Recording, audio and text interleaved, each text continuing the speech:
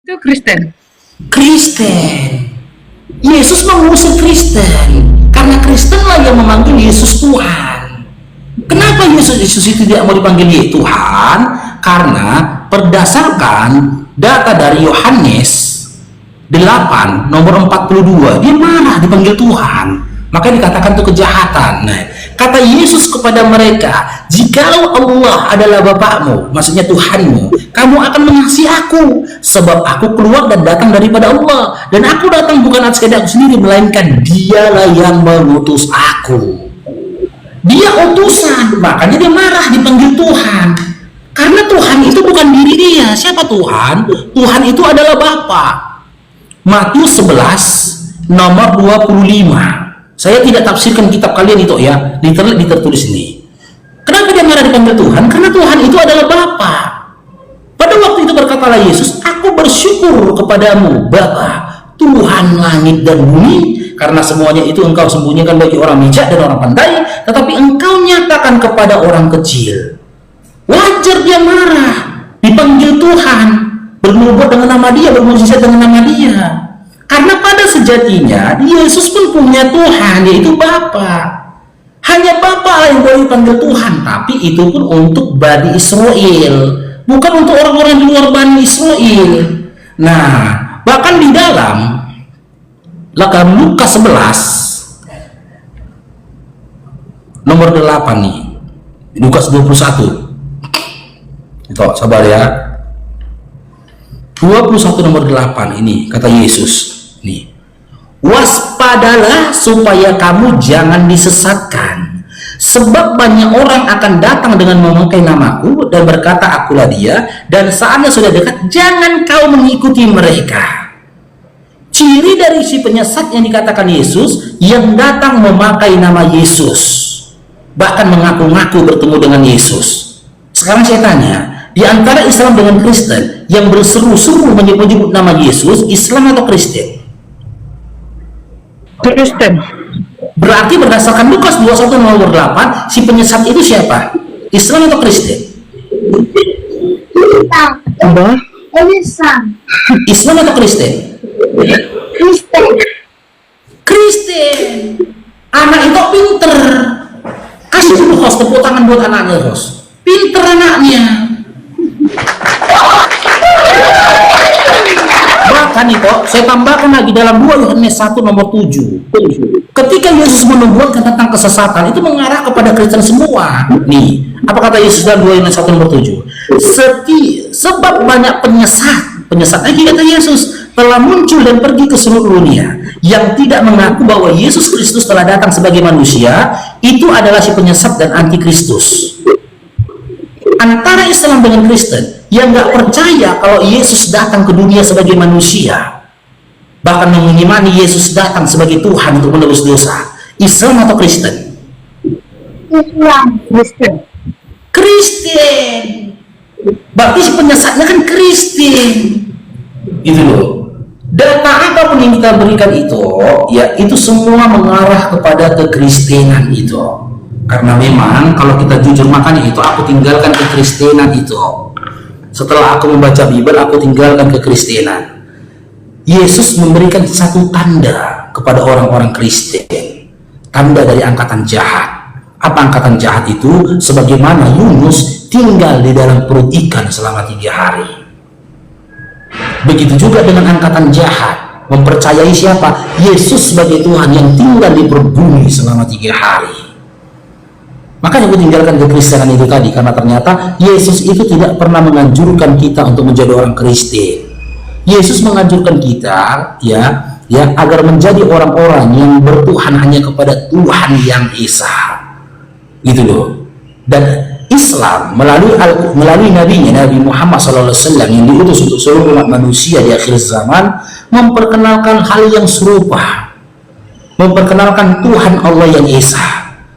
Kalau Yesus sunat, Islam sunat. Yesus puasa, Islam puasa. Yesus sholat, dalam Matius 26:39, kami pun sholat.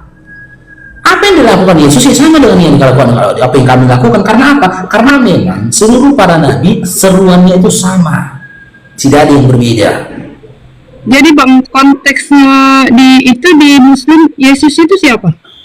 Oke. Oke, kalau di dalam Al-Quran, Al-Quran tidak pernah menyebut nama Yesus, gitu loh.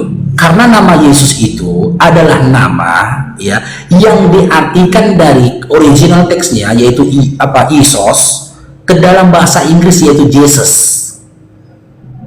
Diterjemahkan ke Indonesia dengan sebutan Yesus. Di Al-Quran tidak ada nama Yesus. Dan nama Yesus pun hanya ada di dalam terjemahan Bible Indonesia saja. Di luar negeri sana, dalam bahasa Inggris dipanggil dengan Jesus. Tapi, kalau berdasarkan pemahaman Bible yang kita percayai dan kita imani, ternyata Yesus anak Maria itu adalah utusan. Sebagaimana dia utusan, dia tidak bisa berbuat apa-apa atas dirinya sendiri. Yohanes 5 nomor 30. Kalau kau berikan pandangan Al-Quran kepada itu, wajar kalau itu sangkal dan nggak percaya karena memang itu nggak beriman kepada Quran. Tapi kalau kau berikan pemahaman berdasarkan narasi dan literasi dalam Bible dan itu menyangkal, nah di situ maaf cakap menyatakan itu kurang ajar. Itu mengklaim Bible sebagai kitab suci, tapi di sisi yang lain itu membantah isi Bible itu sendiri. Karena Bible kalian yang mengatakan Yesus itu anak manusia, Yesus itu adalah utusan, Yesus itu adalah hamba Tuhan, gitu loh. Yesus itu pembawa firman, Yohanes 17 nomor 8. Yesus tak pernah memperkenalkan dirinya kepada Bani Israel kalau dia adalah Tuhan dan juga sesembahan. Itu ya. Oke, Bang Raja Sonang, Bang Kuple, Bang Hasan dan yang lainnya di sini udah mau masuk asara Bangku, izin pamit dulu. Makasih banyak itu ya atas diskusinya. Semoga Allah berikan itu hidayah lah, dilembutkan hatimu. Amin. Ya. Buat semuanya terima kasih, buat guru-guru yang lain di sini semuanya terima kasih. Ya izin Bang Faruk pamit dulu teman-teman. Assalamualaikum warahmatullahi wabarakatuh.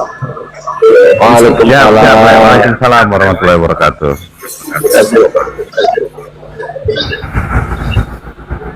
Silakan lanjut Bang Rambe. Iya, aku sedikit ya ini ya melanjutkan Lek Faruk tadi ya.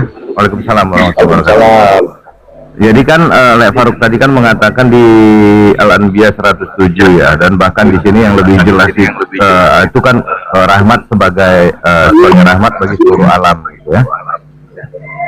Nah, kemudian kalau kita baca lagi di Al-Qur'an ya toh ya. Ini hak itu ini yang itu mau ambil atau tidak gitu ya. Sementara itu nggak punya hak kepada Yesus dan kepada Musa, karena mereka mereka itu haknya Bani Israel gitu ya.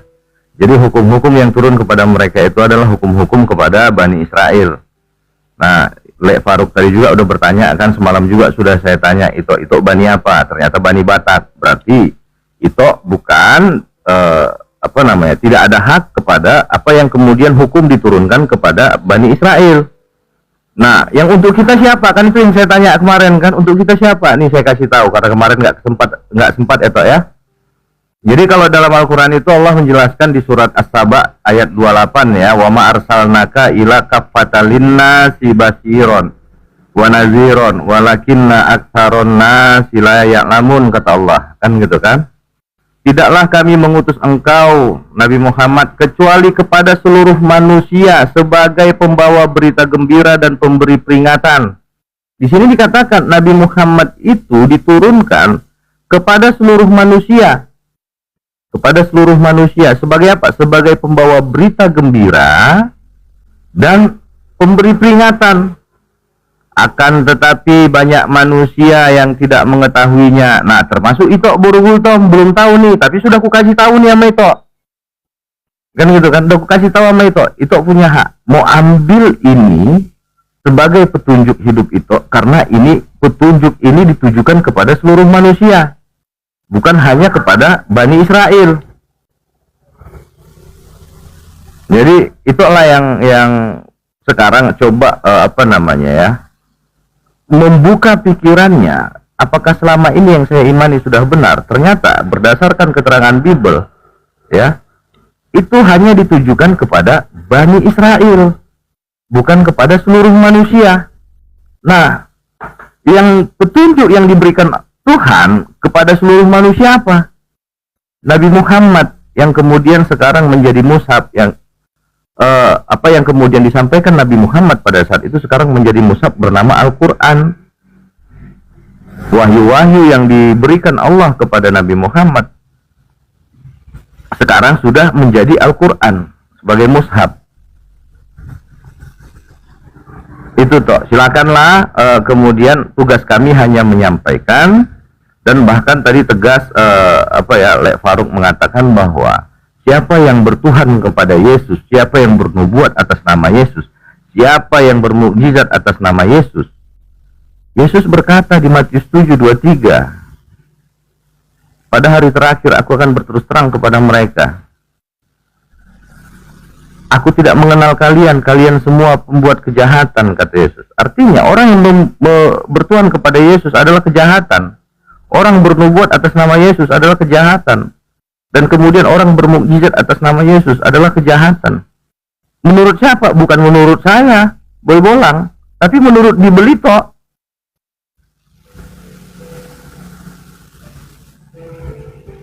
Itu toh. Jadi bagaimana Bang? Misalnya kan kalau Bible itu kan apa namanya itu bahasanya kalian ngerti. Kalau Al-Quran itu kan nggak bisa, jangan kan mengerti, membaca aja nggak ngerti bagaimana. Makanya kita ada guru-guru gitu ya, ada guru-guru, ada ustadz-ustadz ya. Tanya Bang Sonang, Bang Sonang juga dulunya nggak pandai baca Quran, sekarang udah pandai Bang Sonang. Masih terbata-bata, perlu belajar. Artinya apa? Kalau di dalam Islam itu belajarlah engkau dari mulai ayunan sampai ke liang lahat. Artinya ketika kita beriman kepada Allah, maka kita ada niat belajar dan kemudian berniat memahami. Insya Allah apa yang kita pelajari itu dicatat Allah sebagai kebaikan, walaupun kita belum dapat ilmunya nih. Contoh macam Bang Sonang, ketika dia belajar baca Quran, selama dia belajar Quran itu, dia mendapatkan ganjaran kebaikan. Dan kemudian secara hati, dia akan ditambahkan Allah ketetapan iman di dalamnya. Itu. Karena apa ya, segala sesuatu itu harus kita jadikan sebagai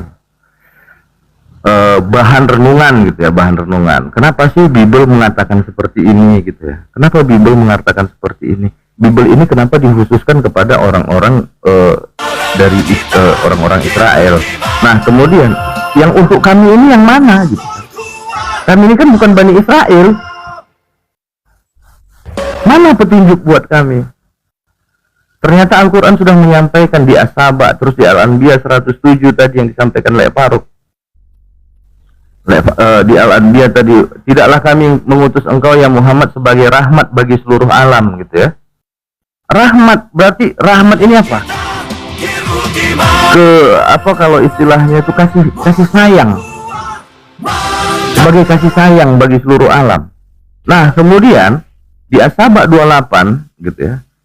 Allah juga mengatakan tidaklah kami mengutus engkau Nabi Muhammad kecuali kepada seluruh manusia sebagai apa? Sebagai pembawa berita dan pemberi peringatan. Allah sudah nyampaikan melalui Nabi Muhammad, jangan ada ilah-ilah lain di antaraku, la ilaha illallah, tiada Tuhan selain aku. Dan kemudian di Al-Fat 29, Muhammadur Rasulullah, Muhammad itu adalah utusan Allah, kata Allah. Apalagi yang kita ragukan?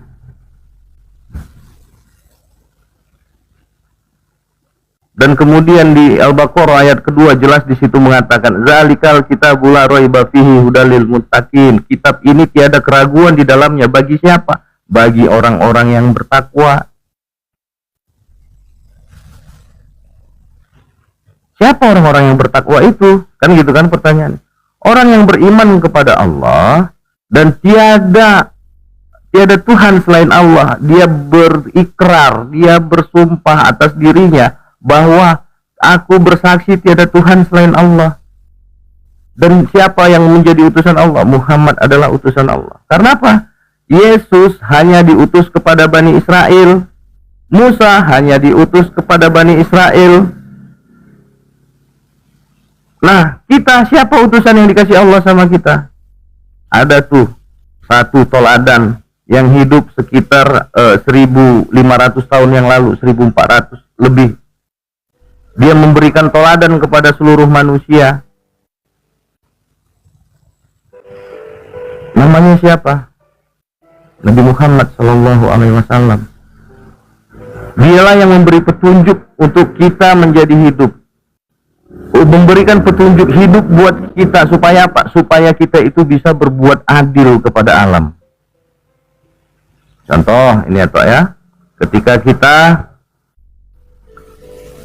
melihat ada orang yang sedang kesusahan sementara kita punya kelimpahan rizki, Nabi Muhammad mengajarkan untuk kita berbagi. Dan apakah kemudian yang kita bagi itu hanya sia-sia begitu saja? Oh tidak, di mata Allah itu sangatlah besar. Sekecil apapun yang kau berikan dengan niat tulus dan ikhlas berbagi kepada orang-orang miskin, fakir miskin gitu ya, Allah mencatatkan itu sebagai kebaikan. Dan kemudian apakah kemudian kita memberikan kita dibebani kewajiban kepada tokoh-tokoh agama kita? Tidak, dalam Islam. Dalam Kristen, maaf nih, saya pernah ada teman saya itu Tok sampai ditagih ke rumah Tok perpuluhannya. Ada teman saya begitu. Itu pernah nggak ngalamin itu? Enggak sih. Nah itu artinya kepada tokoh-tokoh agama ini ada kewajiban yang harus dipenuhi oleh jemaat. Betul ya Tok ya? Iya betul. Nah itu kalau di Islam nggak ada Tok. Itu pergi sholat ke masjid, apakah kemudian imam di situ minta minta uang sama kita sebagai apa? Enggak, karena apa? Islam itu adalah rahmat bagi seluruh alam. Ada dua hubungan yang kita bangun di dalam Islam adalah hablum minallah wa hablum minannas. Hubungan kita kepada Allah dan hubungan kita kepada manusia. Bagaimana kita berhubungan dengan Allah? Kan pertanyaannya gitu kan? Bagaimana kita berhubungan dengan Allah? Maka Allah memerintahkan kita sholat, memerintahkan kita puasa, memerintahkan kita zakat, memerintahkan kita haji. Itu sebagai bentuk hubungan kita kepada Allah. Nah, hubungan kita kepada manusia apa? Sebaik-baiknya manusia adalah bermanfaat bagi manusia lain. Islam yang ngajarkan itu Tok. Itu nggak boleh itu gini ya. Itu tidur kenyang sementara tetangga itu tidur dalam keadaan lapar. Dalam Islam nggak boleh itu Tok. Makanya kita harus ikro, baca lingkunganmu. Siapa yang harus kau bantu, dan kemudian siapa yang harus kau santuni, dan kemudian siapa yang harus kau ajari. Ada nih orang yang nggak ngerti, diajarkan. Tapi bang, kalau tetangga yang kelaparan tadi itu kurang ajar bagaimana? Kalau tetangga yang kurang ajar, artinya begini, kita kasih, tapi kita nasihati. Contoh, dia kurang ajarnya, udah tahu nih miskin, main judul pula ya kan? Kasih dulu, jangan kau ulangi lagi judulmu ya, gitu kan. Kasih dulu, kalau nggak berubah ya udah tahankan lah, kan dia sendiri yang buat dia sakit. Kecuali memang orang yang sudah berusaha keras gitu kan, apa segala macam, terus kemudian dia cari makan satu hari, baru makan sehari gitu. Siap Bang Sonang. Ketika dia cari makan satu hari, ternyata cukupnya buat setengah hari gitu kan. Nah ini yang harus kita bantu. Bukan pula gara-gara susah, gara-gara judul ya kan. Tapi itu pun kita bantu, tapi sambil kita menasihati. Ya kalau nggak berubah juga ya udah dibiarkan, karena apa? Sudah tugas kita hanya menyampaikan sambil membantu. Jangan pula udah kita nggak bantu, kita nasihati, yang ada parang yang datang sama kita Tok. Orangnya kelaparan gitu kan, kita nasihati kan. Bercanda tadi bang. Enggak, aku juga memang tahu ngerti canda. Jadi itulah Tok, indahnya Islam itu, bahkan sampai di dalam Islam itu jangan sampai sampah kita itu masuk ke halaman orang lain. Itu sangat dijaga Tok. Makanya semakin orang mengerti Islam, maka hidupnya akan semakin baik. Coba aku tanya sama itu ini, kalau di dalam Kristen bagaimana cara orang itu berhubungan dengan Allah, dengan Tuhan? Bagaimana caranya Kristen berhubungan dengan Tuhan? Bagaimana? Ya. Bagaimana berhubungan dengan Tuhan? Berdoa. Ya. Berdoa yang bagaimana? Ya berdoa lah bang. Kayak mana makan berdoa? Ya berseru minta apa yang Minta yang diperintahkan Tuhan kepada kepada Yesus apa? Ketika Yesus berdoa, bagaimana cara Yesus berdoa? Yesus berdoa. Tangan. Hah? Dengan cara melipat tangan. Enggak ada keterangan dalam Bible ketika Yesus di Yohanes 17 lalu ia menengadahkan tangannya ke atas, lalu ia berkata, itu caranya Yesus berdoa yang di Taman Getsemani. Kemudian di mana lagi? Di apa ya? Matius atau Markus itu yang ia lalu maju sedikit lalu sujud dan berdoa. Yesus sujud berdoa. Terus kita buka ini Nehemia. Ya.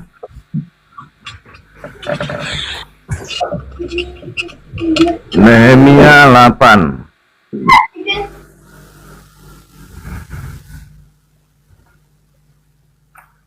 Ternyata ya. Jadi kita baca dari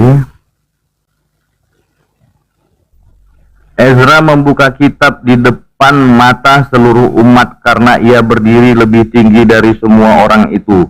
Pada waktu ia membuka kitab, semua orang bangkit berdiri. Apa yang dilakukan Ezra?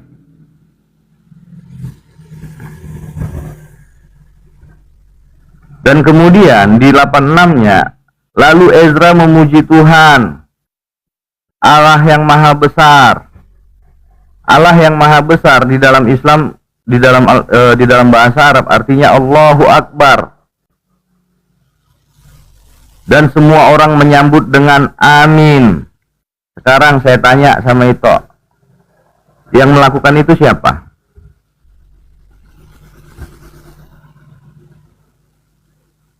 Itoku?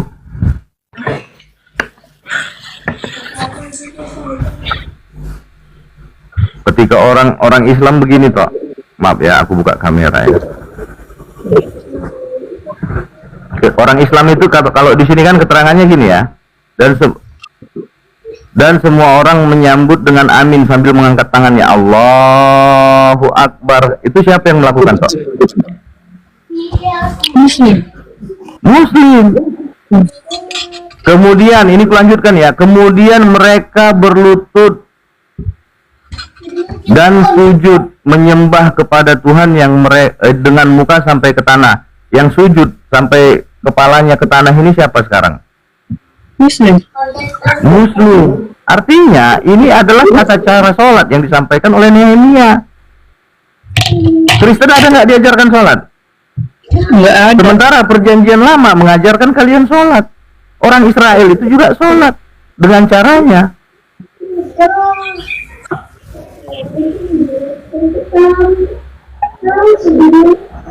Yesus juga melakukan hal yang sama seperti yang dilakukan oleh Ezra. Lalu ia sujud dan berdoa. Oke, itu mau aku kasih apa nih? Tapi ini jangan apa ya? Coba itu punya kitab nggak di situ?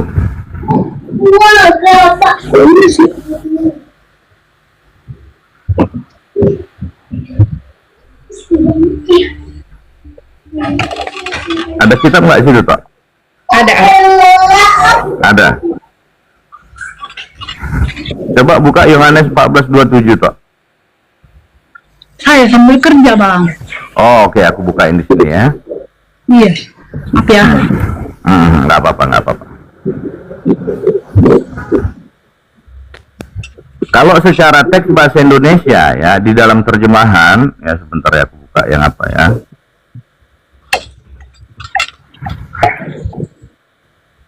Yohanes.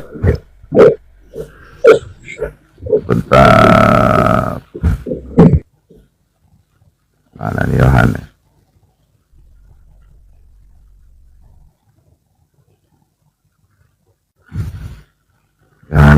11:27.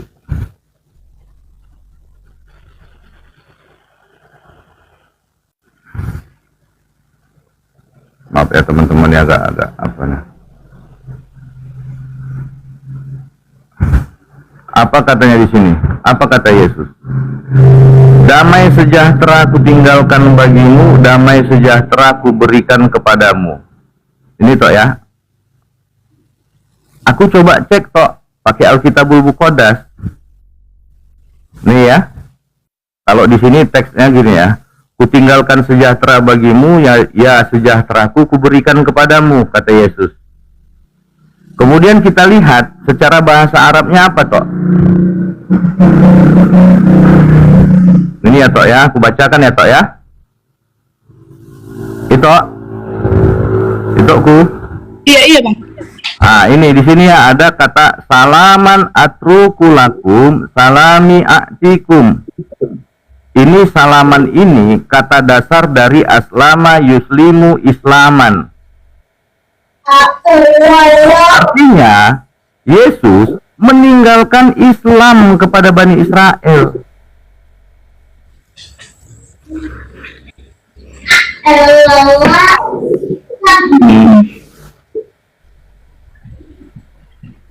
Ini dia tuh. Salaman atrukulakum, kutinggalkan damai sejahtera bagimu, karena salam ini artinya damai sejahtera, ya. Nah, kata dasar dari salaman ini adalah aslama yuslimu islaman, Islam.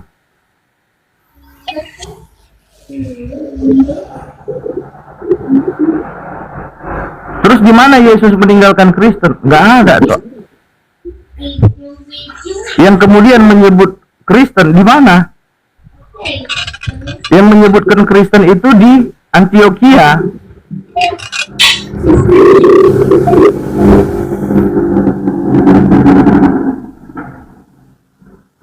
Di mana itu Bang El? Kisah Para Rasul berapa Bang El?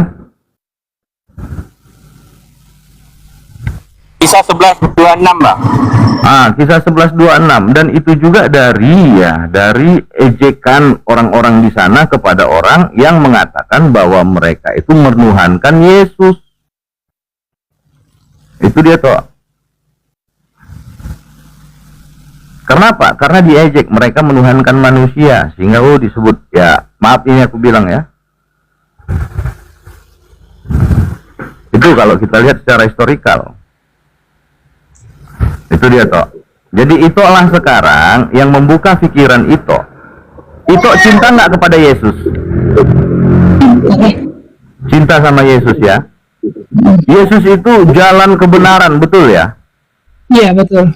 Jalan kebenaran. Dan jalan kebenaran apa yang ditinggalkan Yesus?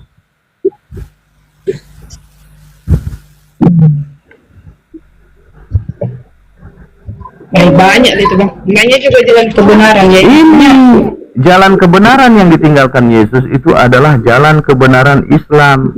Karena Pak, damai sejahtera aku tinggalkan bagimu, ya sejahtera aku kuberikan kepadamu. Kalau di dalam bahasa Arabnya, salaman atrukulakum, salaman a'tikum. Berarti Islam yang kutinggalkan. Kalau kita ngambil kata sederhana, Islam kutinggalkan kepadamu, keselamatan kutinggalkan kepadamu. Islam kuberikan kepadamu, keselamatan kuberikan kepadamu, kata Yesus. Dan kemudian kalau kita bandingkan gitu ya, siapakah sekarang yang mengikuti apa yang kemudian dilakukan oleh Yesus? Yesus bersunat, umat muslim wajib bersunat. Yesus sholat, umat muslim wajib sholat. Orang itu wajib nggak sholat? Ada nggak diajarkan sholat? Sementara nggak sholat. Kita nggak sholat dan ke gereja. Nah itu, di mana ada perintah gereja dalam Bible? Pergilah ke gereja, beribadahlah di gereja. Ada nggak perintah dalam Bible? Ada di hukum Taurat Bang. Nggak ada di hukum Taurat. Ada.